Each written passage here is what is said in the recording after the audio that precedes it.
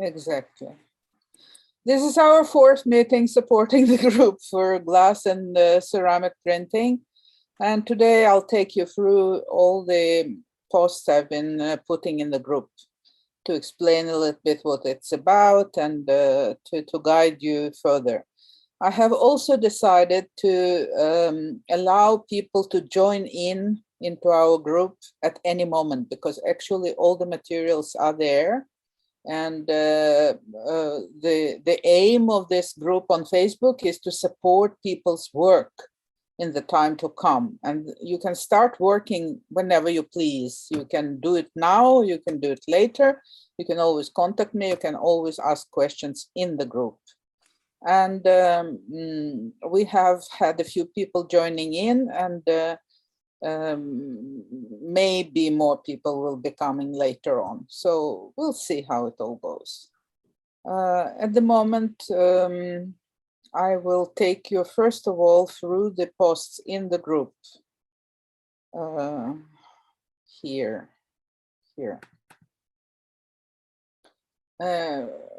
First of all, I have discovered that I am actually able to fool Facebook, and because they have closed the possibility for posting files in the groups, which are small. But somebody taught me how to avoid the problems and how to do that.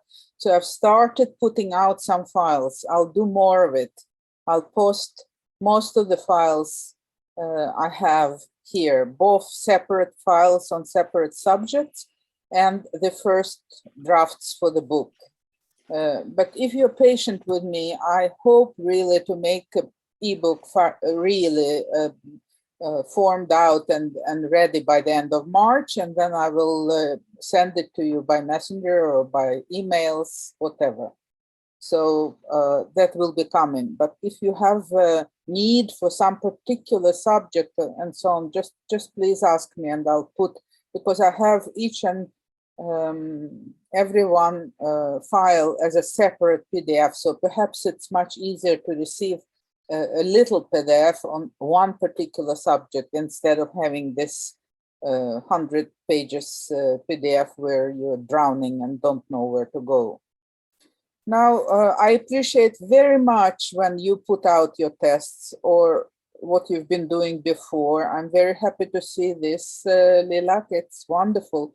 It's on stone tile. It means it's not ceramic. It's not, I'm not sure, it's maybe called terrazzo. It's kind of pressed together marble or something like that. It's not fired. So you can't fire that. Please don't fire that one. But it shows the work principally is the same as it is on ceramic tiles. And this one is also full of details. It's wonderful to see this. So I'm pretty sure that everyone is happy to see what the other people are doing. This is the privilege of being in a group. So I encourage everyone to share everything. There are such wonderful details. This looks like an eye. It probably is not, but it does look like an eye. I don't know. It's interesting. And I'm posting all the time all kinds of stuff that I pick up somewhere. So this one is a post from Dan Burkholder, who is an author of this book about negatives. And he is posting, what he has been doing, how he's testing his negative with his curves. So this is quite interesting to see, even though it's on paper and it's not cyanotype, it's platinum, palladium, and so on. But you can see how many details, how many, what kind of quality you can get with digital negatives. And as you have noticed, I do not do myself this kind of work. People are different, people work in different manners and in different ways. And I'm always asking this question about why are you printing on platinum palladium? Why don't you use, for example, Collitype or Van Dyke? I can print this kind of quality with very cheap, comparatively cheap process like Van Dyke. It will not be less stones, it will not be less quality, and so on. Platinum palladium is very expensive process and so on. So I'm always saying, if you're doing something, just please ask yourself this question. Have you chosen the right medium? Have you chosen the right process? Why are you doing what you're doing? I have also been started slowly posting these things about toning, because cyanotype is a very versatile process. You can do all sorts of things with it. So the one process which has been very popular is wet cyanotype. And basically, I have described it here and so on, and I've been working with it myself. I put some examples of what I've been doing. And I believe that what I'm doing is not what anyone else has been doing so far, because I'm not only using botanicals, I'm also using all sorts of pigments and oxides and chemicals and so on. So my color range in this respect is different from what you can usually see in wet cyanotype. But the principles of wet cyanotype is illustrating that cyanotype can be done all sorts of things with. You can manipulate it, you can change it, you can abuse it, you can press it to do all sorts of things. So there were people who were writing to me personal or private questions saying, oh, please tell me, how long should I expose my picture? I mean, this is a silly question because I can't answer that question. It will depend on your material, on the thickness of your emulsion. It will depend on the strength of your light. It will depend on the distance from the light. There are all those factors. And that I've put in the file about exposures.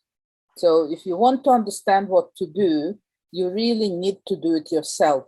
I cannot give you the instruction. Like, there were also people writing to me, this course is not what I wanted. It's not like I have been expecting, because you are not telling me, I have seen this beautiful picture of yours there and there. Please tell me how you have done it. I want to repeat it. I'm not going to do that. That's not the aim of this class. I want to teach you the principles. I want to teach you how to proceed. And, this idea of repeating what I've been doing is not a good idea, because it will not bring you anywhere. You will be perhaps able to duplicate my work, but it will not give you the ability to create your own work. So I highly recommend that you formulate your aim. What do you want to do? What's your purpose? What's your project? Formulate your idea and perceive, in that direction. Go in the direction that is good for you, and I can help you to, build up your own working path. And in that direction there is a possibility for you to develop your own line of work that has a perspective, that has a potential, that has a perspective of creating something personal, something new, something different, and so on. If you just want to repeat one thing that you like, either from me or from another person, whatever that is, it's like you do one thing and that's the end of it. You don't know what to do next. You will not have any kind of progress in your own work. So there were also questions like saying, you are not the only one doing this. Of course I am not, because there are, what surprises me very much is that in art, the ideas pop up somehow simultaneously at different parts of the world. So for some reason, it's like as if the ideas are hanging in the air. All of a sudden, there is this coincidence happening. Like, I'm sitting here doing my thing, and there is a person somewhere in Australia doing exactly the same, and all of a sudden we find each other online and we say, oh, hello, have you seen what I'm doing? And I get the reply, no, I haven't. It's just coincidence, that's fine. I believe that coincidence is a confirmation of of, you know, the right line of work. So that's where we are now. So we've been going through cyanotype processes and variations on cyanotype, but now we came so far as to start talking about toning and manipulating. Okay, so I put out this post about toning with chemical formulas, and I gave you these formulas here. You can just follow them. You can buy all these substances, you know. But if you look closer at them, you will discover that what are they, those chemicals, you know? What is sodium bicarbonate? What is it? It's baking powder, basically. Okay, you have it in your cupboard in the kitchen. What's tannic acid? Oh yeah, it's red wine. Hello. Okay, so basically when you look at these chemical formulas, all of a sudden you realize that there is not much difference between chemical formulas and what's called toning cyanotypes with botanicals. And I have recommended this book by Annette Golas, which came recently, and I'm saying I could have quoted from the book and given you all the things that she has been researching into, and she has been doing wonderful things like, for example, printing full color cyanotypes from one emulsion, just using one emulsion for creating an image in full color by toning. Like the first layer, she tones to reds. Okay, the second layer, it has to begin with the lightest. So you start with yellow, then you put red, and then you put blue, and then you put black. Okay, and that you can do. It's a principle of gum, but you can do it from one and the same emulsion by toning it with plant juices and organic materials. But these organic materials are actually exactly the same as what you have in this chemical formulas, because it's organic chemistry. It's the same. So you just have to understand what is what and how to use it. What I am hanging a bit behind with is the matter of firings with different editions. And the principle of that will be about the same as toning, only that we are creating different colors with help of chemicals and temperature together. So when we are talking about botanical printing here, it is also a matter of temperature. I mean, you don't get these colors without getting it hot. So what I'm planning to do next is to try to show you that you can do this on porcelain. But of course, you don't fire it to 1000 degrees after, because if you do that, so all these organic materials will just disappear. But they need a temperature. Somebody is not mute, please mute yourselves. So these colors you get by the temperature of about 100 degrees. It's not boiling, it's nearly boiling, okay, for a period of time. But you can do all these kinds of colors and toning by other chemicals. You can use ceramic colorants, you can use salts, you can use acids, you can use all sorts of things. And that part I have not covered yet. Okay, I have not given you any recipes. And the thing is that I don't know of anyone who has done this research. This research is not published. I have not done it, you have not done it, and nobody else has done it. So I cannot give you the recipes. I have to do this. I have to fire this, and I have to register my results. And I sort of hope that we could be working together and get a lot of results simultaneously. But I can see that our group is not as big as it was to begin with. First, there were 300 people registered, and I said, oh, yes, now we can do it quickly. But after all, everybody fold out off and so on, and we are not such a big group of people, and not everybody has started printing yet. So what's going to happen is that I'm going to put in the book all the recommendations. I have been publishing this recommendations for the books on ceramics, and we have some people who have published something about lower temperatures for ceramics, like raku, and after firing, low fire salts, because all the salts and acids you don't have to take very high. You can fire them at about the overglaze color temperature, like between 560 and 750 degrees Celsius, which means that it is a field for itself. So I will not be able to give you ready recipes, like take this and do that, and the result will be like that. It will not be that sort of guidance. Somebody is not mute, please mute yourselves. Thank you. What is going to happen is that I'm sharing with you my ideas and my hopes for how to proceed.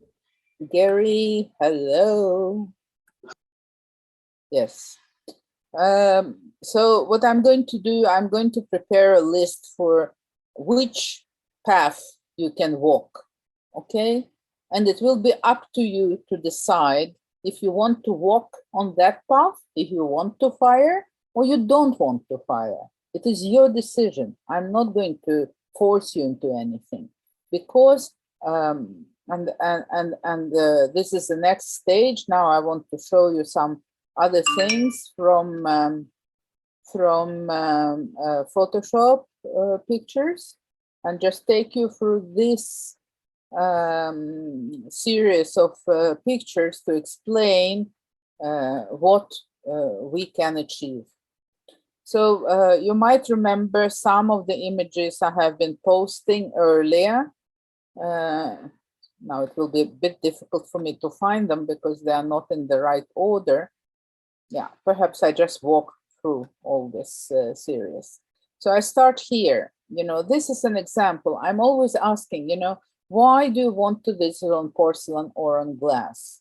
If you want a precise duplication of your image on porcelain or glass, you can use other processes. You don't have to use cyanotype and digital negatives and all these things, because it's much easier to do a direct digital print, for example, on your tile. Do you understand? Do you see? Am I sharing? No, I'm not sharing. Here. Now I'm sharing, right? So here I want to show you, this is a mistake. This is a negative which has been printed on the wrong side of the acetate sheet. And you see that it is already image that has been manipulated. It's not a precise, exact duplication of my original Photoshop picture. It is kind of changed.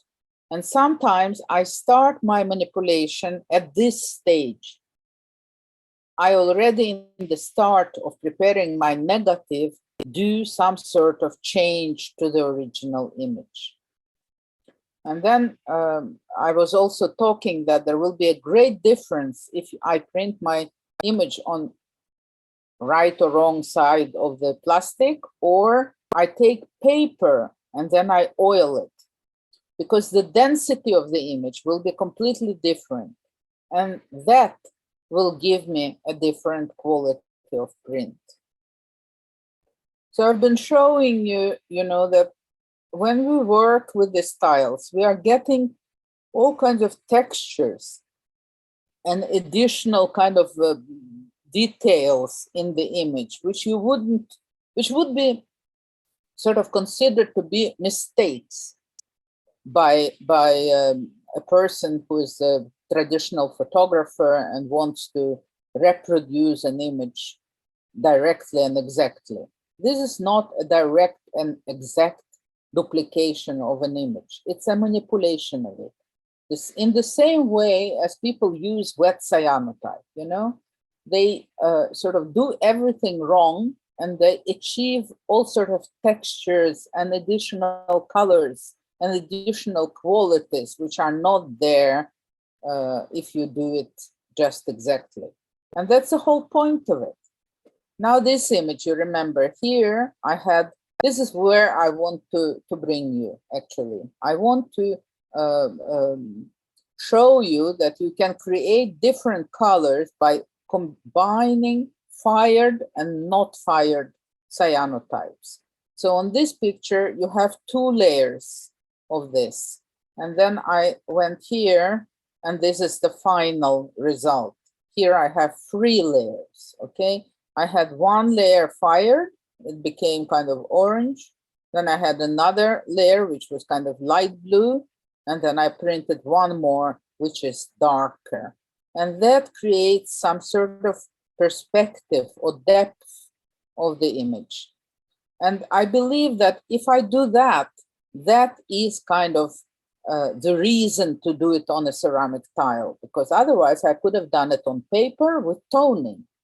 So I'm always asking, why on porcelain? What is the reason on porcelain? What is the specific quality you're achieving on porcelain which you couldn't achieve on paper?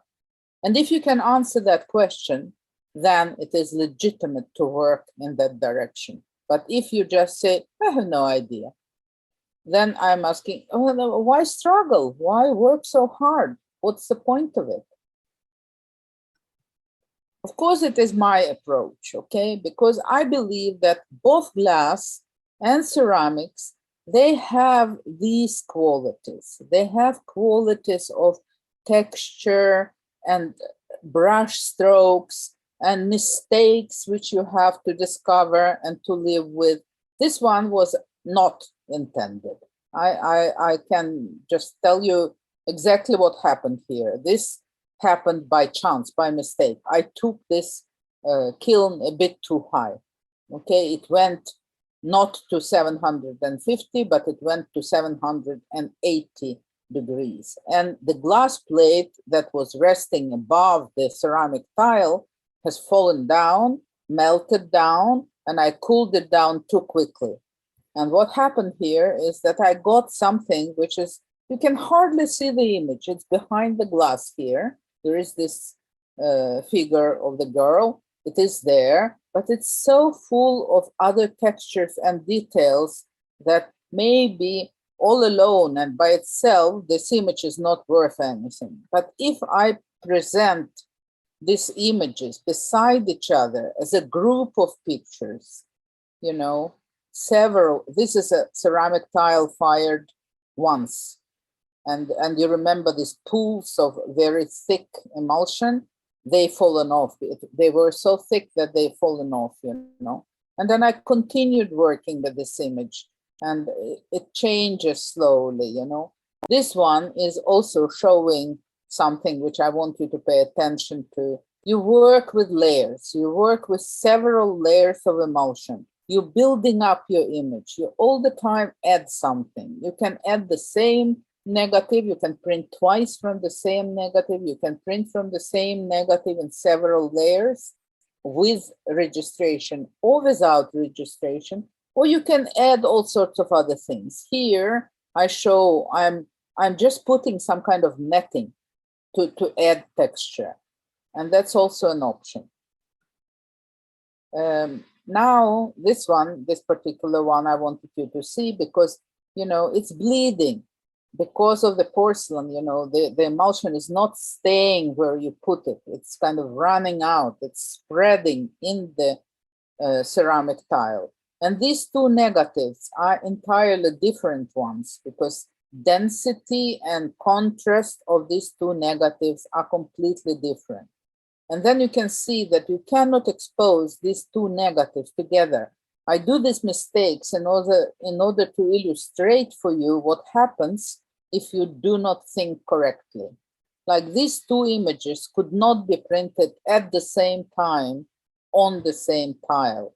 Why? Because they are so different that they, of course, require different exposures and different procedures. So these things you have to take into consideration when you keep working. Another thing that I have discovered, and I have received some pictures from people who've been working, that is like, why do we use grounding? And I've been doing a bit of mistakes without grounding. And I also have seen, maybe Lilac has done the same. What happens if you don't do any grounding on unglazed ceramic tile? You will discover that it's nearly impossible to wash out the emulsion. You wash, you wash, you wash, you wash, you maybe wash for 3 days. Overnight, it's standing in a bucket of water. As long as you get this green stuff coming out, yellowish green water, it's very clever to use a white tray, because then you can see the color of the water. As long as you're getting this yellow, you have to keep washing. The problem with washing is that it really depends on what kind of water you have in your house, because some water is alkalic. And if you have alkalic water, it will at the same time bleach your picture and the picture might disappear. But also it tells us a bit about judging, how to judge my exposure. Okay, I have made a test. It looks perfect after the exposure. And I develop, it looks not bad. Okay, fine. I go on and I look further. You know, this is before I washed it, you know, it looks great, you know, okay. But after some while, all of a sudden, my picture might be gone completely, because there is, you know, this is 2 layers, 3 layers of printing. This is one blue one in behind, then there is a new emulsion fired, and then I put the third one. And this cracks is, they are showing that the glaze on the tile is cracking and absorbing some emulsion inside. When I keep going with it further and start, this is another one, but when I keep going with this further on and start developing this, all of a sudden I will get these lines which were not intended. But perhaps that's the typical thing of working on clay instead of working on paper, because you cannot get these qualities on paper. Paper is not cracking, but ceramic glaze does. And then I say, use it. It's a part of the process. It's a natural kind of quality which you can utilize in your work. I hope it appeals to you. I'm also showing you all sorts of things which I'm doing. This is my personal approach, and you might like it, you might dislike it, you might follow it, you might say this is stupid, but I am always trying to look at the process. And I'm saying, okay, we are using negatives, right? We have negative on a piece of acetate, and this tile is not flat, it has 4 holes in it. So what I've done here, I've taken my negative and I cut it in small bits.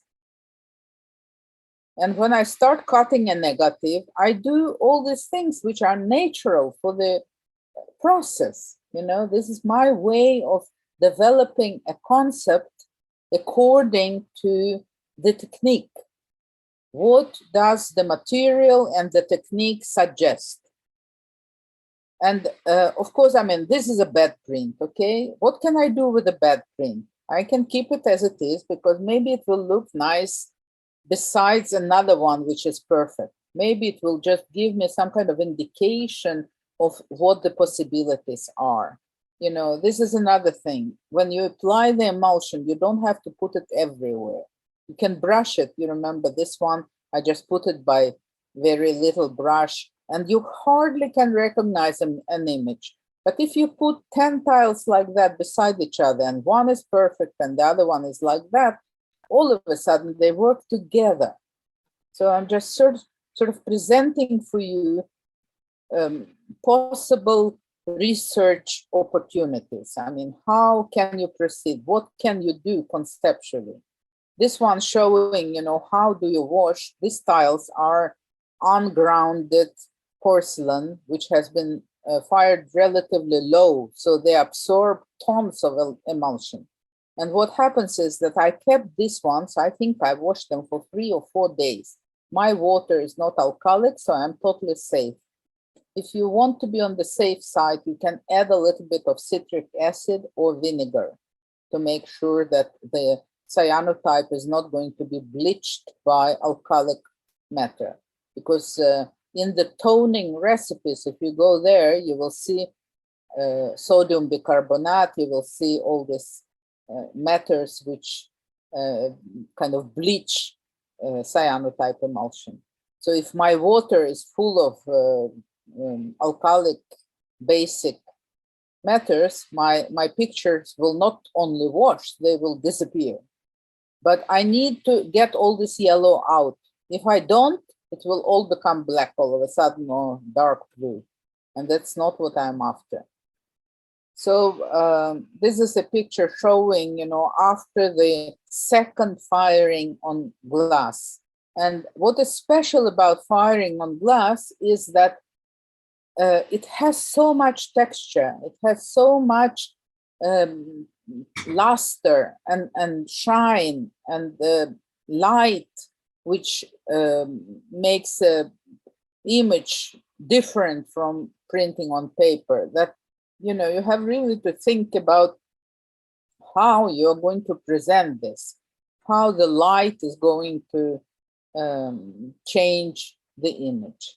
This is also the image which I've been showing you before. You can scratch through the first print, then you can add all sorts of other materials. I haven't talked about safety about these ones, and I think I will put it in files because I have now discovered an option for putting it in files. So in the run of this month that is coming, when we are not going to have frontal meetings, you can very well contact me by messenger and I will answer your questions if you're working. But otherwise, I'm going to investigate into these details in order to be able to publish it in the book. And I intend to, this is another test with another salt cover coat.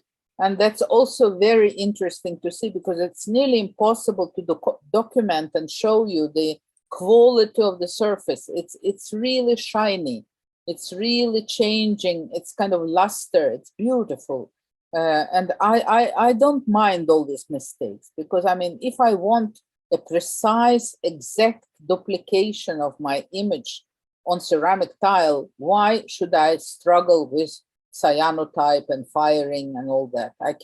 I have published a link to one of the companies that is printing directly on glass and ceramics. You can make a digital print exact by machine, not by hand, and it will be exact. What is the point of doing the exact work when you're struggling with a manual process, with a lot of layers, with different firings? You're using a lot of time. What's the point of making it exact and precise? I think these are the qualities we are after. We are looking for something which you cannot achieve by digital print. All these textures, all these defects, this is a part of it.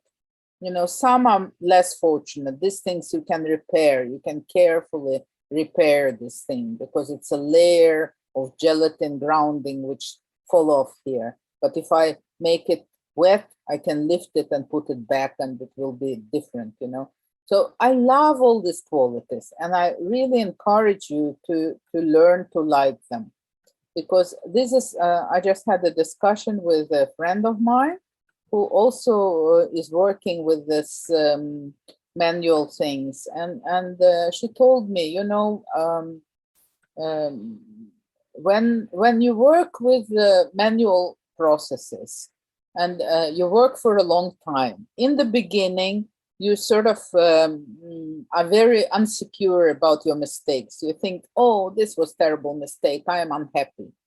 But after 10 years, when you've been doing these mistakes for 10 years, all of a sudden you find your work from 10 years back and you look at all these mistakes and you learn to love them. You just look at it and say, wow, this is beautiful. First, I thought it was terrible. It was just wrong. Then I wash it away and I throw it away and so on. But little by little, I learned to not throw away anything. I try to keep things for a while. I hide them from myself and I discover them after a couple of months. I look at them and I say, oh, now I can judge them in a different way because I have learned so much that I know that what I thought was just totally unacceptable and wrong actually is just exactly the path to walk. Okay, now I think I have talked enough and I will go through your questions now.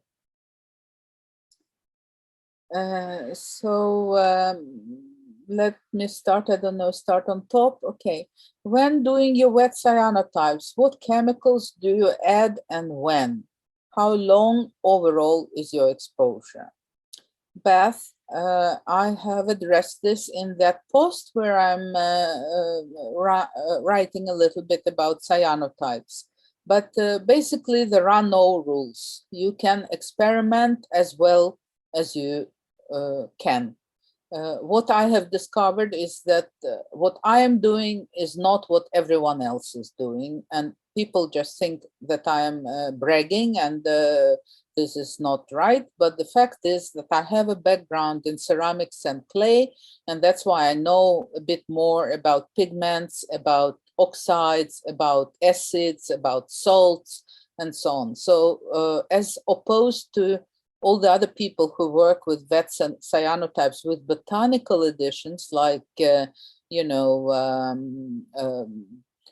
organic matters like salts and soap bubbles and maybe some spices and, things like that.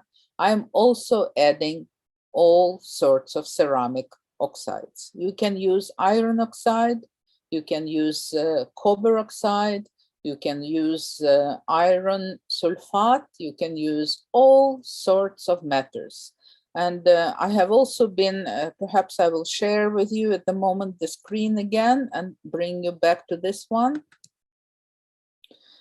Because this is a botanical one, but if I take you, if I take you to the one which is about this ones. So here, for example, you can see that this picture has this kind of texture, and that is because I've been mixing my oxides and my spices with coffee. I have the coffee machine. I collect all the rests of after, making coffee, all the how it's called in English, the powders which are left after, and I mix them with all the chemicals and I spread them around. That gives me not only color, but it gives me also texture. So this is the way to walk. And I combine them with negatives. Here it is copper oxide. Okay, nobody has been doing this. This is on washi paper, and when you do that, it gives you absolutely unusual colors. I have started writing about it a little bit. I'm not sure I will be able to include this article in this particular work, but all these things are kind of a result of experimenting with different subjects and materials. And many of you are from ceramic and glass background, and you can do the same. Just as much as I do if you've been working with ceramics, what kind of oxides and colorants are possible to add. And many of these will remain there even though you're firing them on clay. I hope I answered your question. You can write to me more and I can explain you a little more about it. Make the household names of the chemicals for toning available. You can find this in the book by Annette Golas. I feel sort of uncomfortable to quote from her book. It's a totally new book. It came out like a few months ago, and I think she is collecting all the credits for all her writing and discoveries and so on. So I feel a bit uncomfortable to post it. I may ask her to do that herself because she's in our group, so she's following up. So if she gets a chance, I will ask her to do that for us, to write a short instruction for what to use and where to begin. Okay. If we can do wet cyanotype on porcelain or tiles, yes.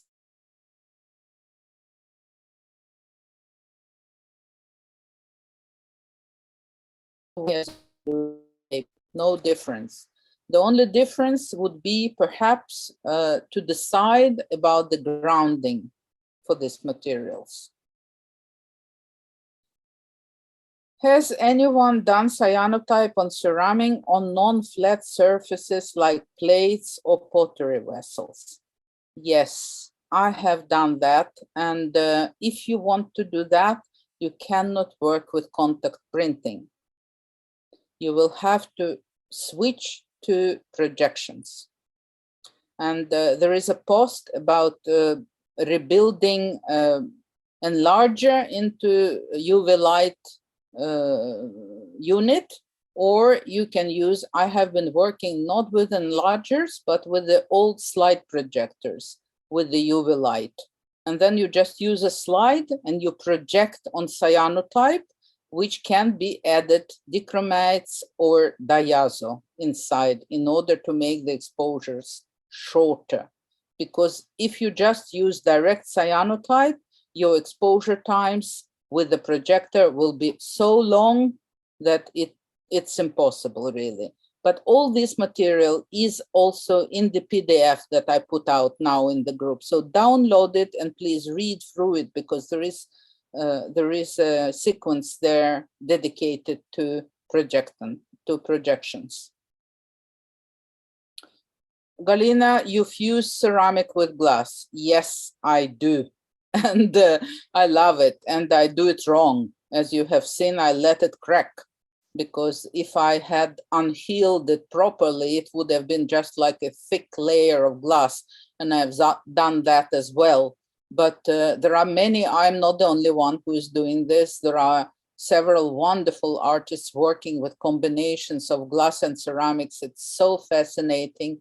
It's amazing. And people do it in different ways. They do it in sand casting, and they do it in many different ways. You can unheal it so that the glass doesn't crack, or you can let it just cool down as I do. I don't cool down slowly my kiln. I let it go down naturally. And when I do that, my glass cracks, and I love that. So I have been doing a lot of that. And sometimes I let glass be like maybe 10 centimeters thick. And that's wonderful. It gives amazing effects. Now, Evie, you are still mad at me about this layering. I understand that very well. Just let it sink, because I mean, it takes time. It takes time to absorb. I'm overloading you with information. Just go through all these files little by little, again and again. Write to me. I will explain every single question you have. But I promise you, the moment I'm finished with the book, it will be much, much easier for you to understand all this matter of layering. Because when I'm talking about layering, again, it is a matter of choice. Of course, you don't have to layer. You can just work with one print in a perfect way, in the way you like. You can prepare your negative, you can make your image, you know, it's up to you what you do. But I think, like Annette Golas in her toning discovery about bringing cyanotype into the gum world and toning the same emulsion with organic matters and getting 4 colors from one emulsion, you know, it's interesting, it's curious, it's new, it's different, you know, and it becomes a trend. All of a sudden, everybody is doing this. If you go to different other groups on cyanotype, you will see that after the book has been published, there is a whole bunch of people doing this layering with one emulsion. You know, everybody's trying to repeat this approach of getting full color print from one emulsion with toning it with botanicals. What I'm trying to force you to do is to do the same with firings. If you are going to do that or not, I don't know. It's a long path, it's a long way to walk, and I haven't walked it yet myself. So I am on the way together with you, and I invite you to join me. Try. You have your kilns. I can give you tips. I can give you recipes. I can suggest things. And again, there was a person working with fusing glass, and she was mad at me, and she said, why are you not talking about safety? I'm not talking about safety because I've told you from the start, don't trust me, okay? Safety is your responsibility. The moment you're getting a chemical into your hands, it's up to you to check a safety data sheet for this particular chemical. And in any case, you don't work with these materials in your kitchen. Please do not do that. You need a professional studio, you need ventilation, you need protective gloves, you need protective masks, you have to take care of yourself. I mean, because all people are different. Some people are very sensitive, very allergic, and react to everything. Other people are not. And I know a lot of ceramic artists who have been working, you know, the first time, I tell you a funny story. The first time I came to Norway from other parts of the world, I discovered that ceramists in Norway in the 70s, the old ceramic masters, I rented a studio from a couple who are the oldest ceramists in Norway, sort of the period. And that house, it was a little wooden house. It was completely soaked. All the walls were orange from lead. Lead is really poisonous. And the whole house, including floors, walls, tables, kilns, shelves, everything, it was lead all over the place. And I asked them, I say, I learned at school that this lead is poisonous. And they say, poisonous. We've been doing this for all our lives and we're still ticking, you know. But I, from my education and my background, the first thing I did, I got the water horse and the gas mask with oxygen, and I washed the whole studio from top to, you know, everywhere, because I didn't want to breathe in red lead. It's poisonous. It's highly poisonous. And I can tell you one thing, maybe it's a joke, maybe it's a truth, maybe it's a myth, but those people were completely mad psychically, even though they told me that they're safe and perfect. But lead, you know, if you go to history, you know that in France, the royalty in France were completely mad because they were eating from lead. You know, lead is poison, okay? So safety is your responsibility. Don't trust me what I'm telling you. If you're introducing a certain particular chemical into your studio, check all the safety data sheets and decide for yourself what you want to do with it and how to work with it. Okay, Beth, you have the book by Annette. It's a wonderful book. I really recommend it. Really recommend it. What did you say, Evie? Not mad? Not mad what? What did you mean? Unmute yourself. Tell me. Because you mentioned that I was mad at you, and I said, no, I'm not mad. Oh no, I'm joking. I'm joking. Me too. Don't ever take me seriously. I'm always exaggerating and joking. Okay, everyone. This is our last frontal meeting by this month. I'm going to let you look through materials. I'm going to keep posting a lot of materials in the group. I encourage you to post anything, any questions, any materials you find, whatever you like. And I am going to invite you for one more meeting in the beginning of April. First, I send you the book by the end of March. Everybody is going to get that book. Then I'll give you like a week maybe to look through it. And I'll send you an invitation to a new Zoom meeting just to give you a chance to talk to me about it, to ask me questions, to give me feedback, whatever.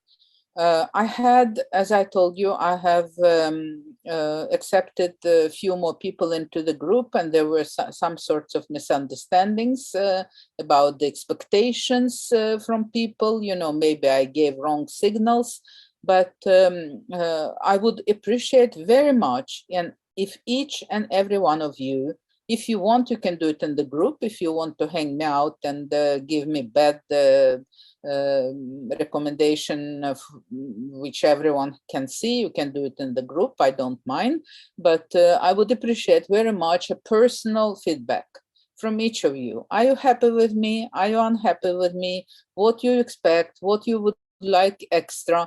I can correct myself. I can give you things which you really need. And my purpose, the purpose I told you from the first moment of when we started, that my aim is like I'm losing my sight. You can see I'm going with the patch. It goes up and down.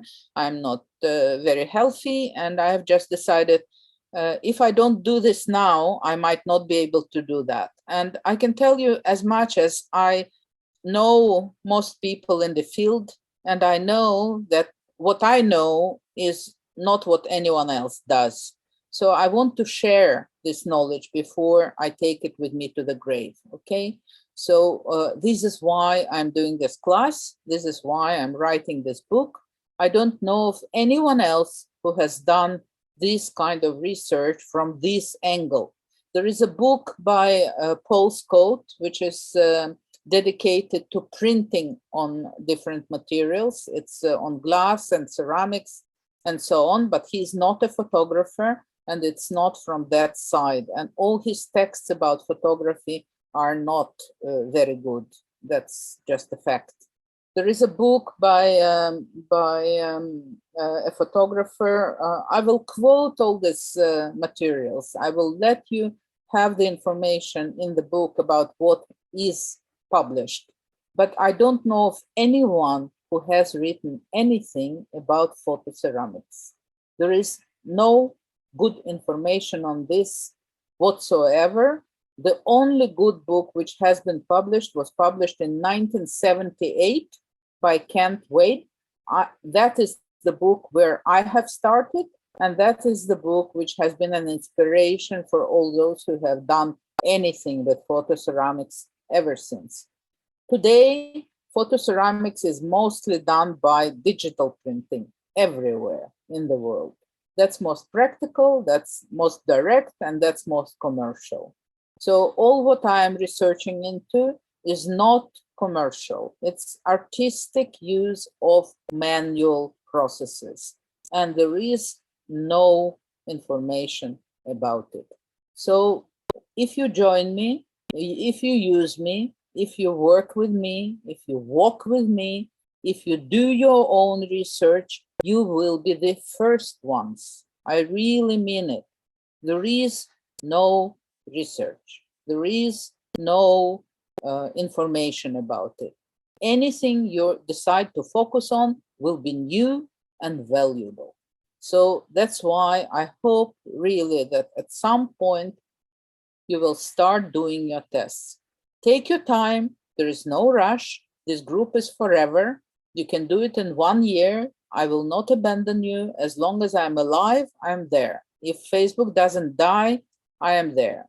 If it will go, we'll find a solution. But in any case, I really hope that you will start doing things and we together can get some new, interesting results which will be of value for many other people. Okay? Unless you have more questions, I really wish you a very nice March month, the month of spring. And I will see you in April, hopefully, after you will receive my book. But please stay in touch, ask questions, let me know what you think. I will appreciate any kind of feedback. If you feel like it was too much, that's important. If you feel like you want more detailed information in a certain direction, ask me. I will put it in the book, because this is an ebook. It's not just as heavy as to publish it on paper. So I will try to do as much as I can, and perhaps there will be a paper book later on. Okay? Elena? Yes?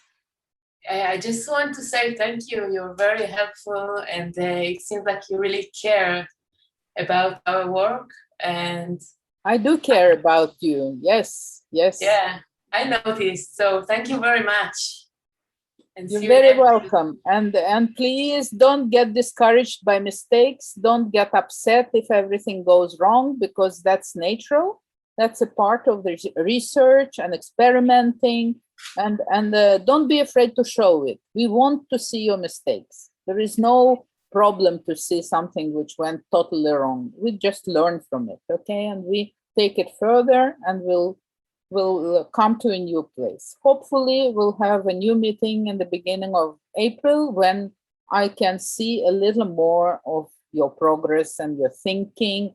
And your work doesn't have to be practical work. You can just do some sketches, like planning, like thinking, like which way you want to go, what ideas you are getting, what inspirations, what you have seen that gave you some kind of direction. Everything is new. There was one person in Canada who vanished somehow, Louis Nadar, and I don't know what happened to him. He was the only person I know of who was a researcher into photoceramics. Otherwise, there is no one, really no one. So all this is completely new and an open book. So it is like, you have discovered a field where everything is possible. No one has done anything. So just dig into it and do your thing. Good luck. And thank you so much for your patience with me. Good luck, everyone. Good spring. Thank you. Bye. Bye.